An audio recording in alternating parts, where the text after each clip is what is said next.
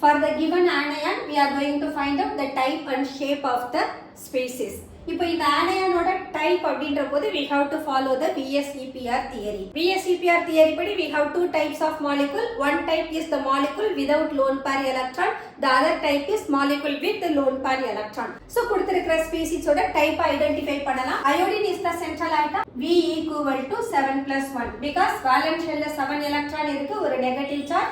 அப்ப 7 plus 1 equal to 8 electron. Iodine கூட bond ஆகி இருக்கக்கூடிய number of fluorine atom 6. So bonded atom that shares electron equal to 6 electron. So difference in number of electron calculate பண்ணலாம். So n equal to 8 minus 6 equal to 2.